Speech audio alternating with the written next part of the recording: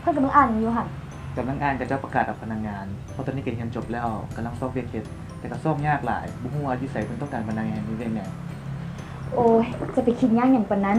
ฮู้บ่ว่าเดี๋ยวนี้น่ะมีอีกหนึ่งช่องทางที่สามารถส่องหาเวียกได้ทางกระทรวงแรงงานและสวัสดิการสังคมเพิ่นมีเว็บไซต์ที่เฮาส่องหาวิธีการทำและประกันหาตำแหน่งงานเฮาได้แม่นบ่เว็บไซต์หยังล่ะและขั้นตอนการใช้มันยุ่งยากบ่ต้องเฮ็ดแนวใดแหละบ่ยากเลยเบิ่งนี้เด้อสิให้เบิ่งเพียงที่เฮาพิมพ์เข้าไปที่ www.pes.molsw.gov.la เข้าไปลงทะเบียนนำไซต์ระบบเติมข้อมูลให้ครบแล้วก็ยืนยันตัวตนของเฮาทางข้อความโทรศัพท์เท่านี้บ่โอ้ข้อความเข้ามาแล้วเมื่อได้รับข้อความการยั่งยืนเฮาก็สามารถเข้านำไซต์ระบบได้เลยโดยพิมพ์ชื่อและรหัสผ่านหลังจากนั้นเฮาก็สามารถเข้าซ่องหาข้อมูลที่เฮาต้องการได้เลยว้าวมันง่ายแบบนี้เลยว่ะเดี๋ยวข้อยสิลองเบิ่งเด้อขอบใจเด้อที่แนะนำข้อมูลดีๆให้เฮาสบายดีนี่แมนวิดีโอแนะนำเกี่ยวกับขั้นตอนการลงทะเบียนนำไส้เว็บไซต์ PES ซึ่งเป็นเว็บไซต์ที่ให้บริการเกี่ยวกับผู้ใช้แรงงานและผู้กำลังซอกเวกเหตุงานทำเว็บไซต์นี้สร้างขึ้นมาเพื่อให้ผู้ซอกเวกเหตุงานทำและผู้ใช้แรงงานได้พบปะกันพร้อมทั้งซอกหาข้อมูลได้อย่างถูกต้องและเราจะมาเบิ่งกับวิธีการและขั้นตอนดังต่อไปนี้ท่านสามารถเข้าเว็บไซต์โดยการพิมพ์คำว่า www.pes.molsw.gov.la ท่านจะเห็นหน้าหลักของเว็บไซต์ซึ่งประกอบด้วยเมนูหน้าหลักตำแหน่งงานวางผู้ใช้แรงงานจุดบริการจัดหางานข้อมูลทั่วไป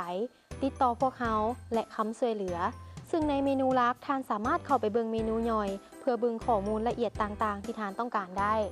สำหรับผู้ซอกเวียกและผู้ใช้แรงงานต้องสมัครเป็นผู้นำใช้ระบบของเว็บไซต์ก่อนสมัครแนะนำให้มีที่อยู่อีเมลถ้าบ่มีให้สมัครในระบบ Gmail Yahoo Mail Hotmail และอื่นๆและต้องมีโทรศัพท์มือถือเพื่อรับรหัสลับจากข้อมูลสั่น SMS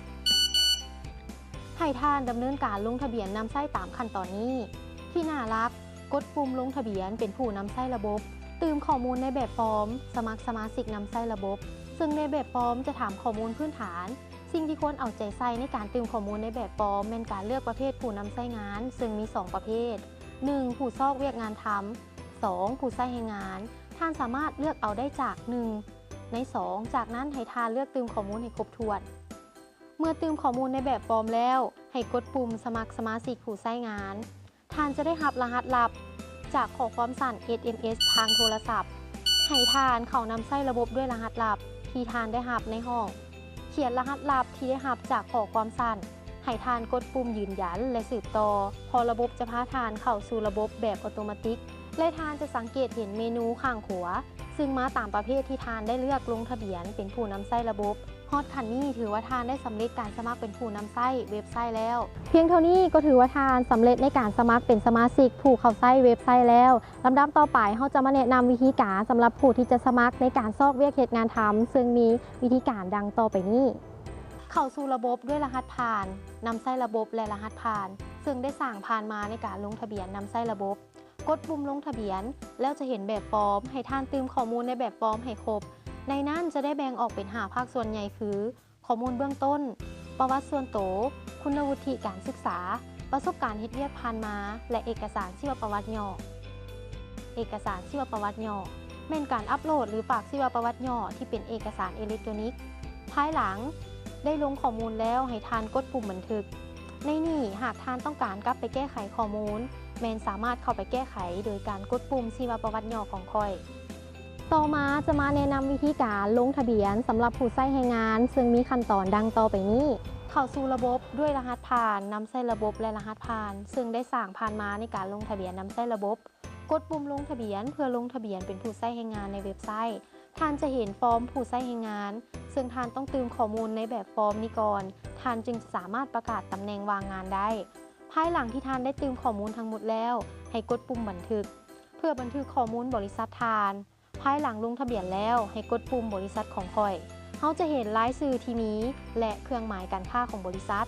การประกาศตำแหน่งงานวางกดปุ่มประกาศตำแหน่งงานวางจะเห็นฟอร์มประกาศตำแหน่งงานวางให้ท่านเติมข้อมูลใส่แบบฟอร์มให้ครบถ้วน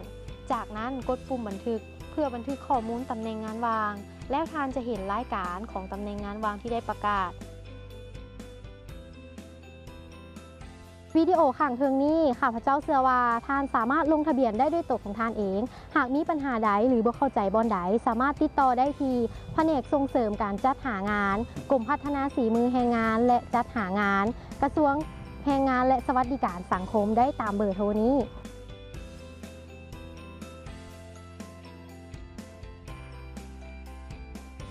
พวกเขาล้อท่าให้บริการทานอยู่สบายดี